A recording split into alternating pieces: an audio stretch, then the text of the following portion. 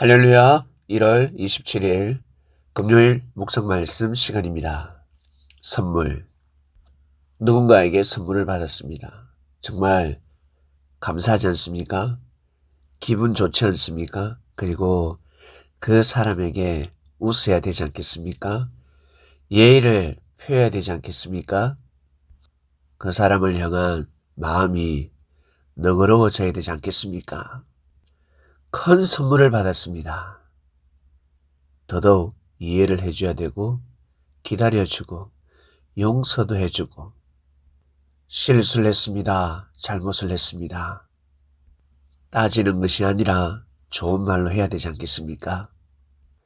마음의 문을 열어야 되지 않겠습니까? 진심으로 예의를 갖춰야 되지 않겠습니까? 축복을 빌어줘야 되지 않겠습니까? 이것이 바로 선물의 힘입니다.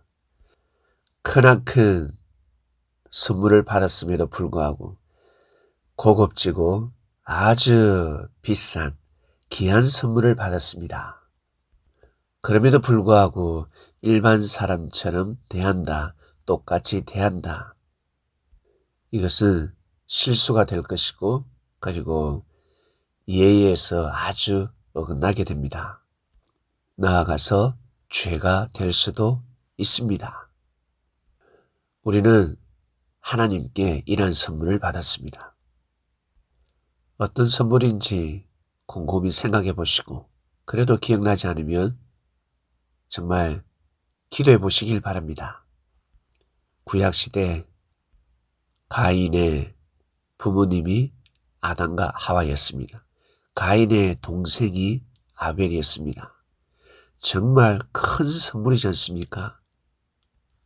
가인 주제에 그 성격과 그 인격과 그 모습을 가지고 동생이 아벨이었습니다. 부모가 아담과 하와였습니다. 정말 큰 선물이지 않겠습니까? 세상에서 제일 큰 선물이 사랑이지 않겠습니까? 사람을 통한 진정한 사랑. 이것이 제일 큰 선물이지 않겠습니까? 부모가 능력이 있습니다. 동생이 능력이 있습니다. 정말 큰 축복이지 않습니까? 그런데 이 선물을 귀하게 여기지 못했습니다. 그러면 어떻게 되겠습니까? 빼앗겨 버리지 않겠습니까? 롯 또한 마찬가지 아브라함의 친족이라는 그 자체가 축복이고 정말 하나님께서 주신 크나큰 제일 큰 선물이지 않겠습니까? 아브라함을 떠나서 소돔과 고모라 땅에 가면 잘 살 줄 알았습니다. 하나님의 뜻이 이루어질 줄 알았습니다. 그러나 망해버렸습니다. 그 지역 자체가 망해버렸습니다. 하나님께서는 아브라함 그 자체 그 한 명을 보고 축복하셨고 롯 그 한 명을 보고 축복하지 않으셨습니다. 가는 곳마다 일이 꼬이고 가는 곳마다 슬픔의 눈물이었습니다. 하나님의 말씀은 찾아볼 수 없었습니다. 하나님의 뜻을 찾아볼 수가 없었습니다. 제일 큰 선물을 버렸기 때문에 아브라함이라는 제일 큰 선물, 자신의 운명을 좌우하는 크나큰 선물을 버렸기 때문에 더 이상의 길은 없는 것입니다. 이스라엘 민족이 그리하였습니다. 시대마다 하나님으로부터 큰 선물을 받았습니다. 물질보다 더 큰 선물이 무엇이겠습니까? 바로 사람입니다. 천하를 주고도 바꿀 수 없는 사람, 선지자가 나타났습니다. 시대마다 선지자가 하나님의 말씀을 전해주었습니다. 그보다 더 큰 선물이 어디 있겠습니까? 시세 타령을 할 수 있습니다.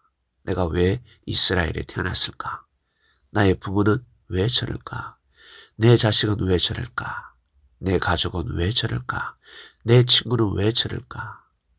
그러한 사람을 만나고 그렇게 살 수밖에 없는 아주 미천한 인생인데 선지자를 만나지 않았습니까?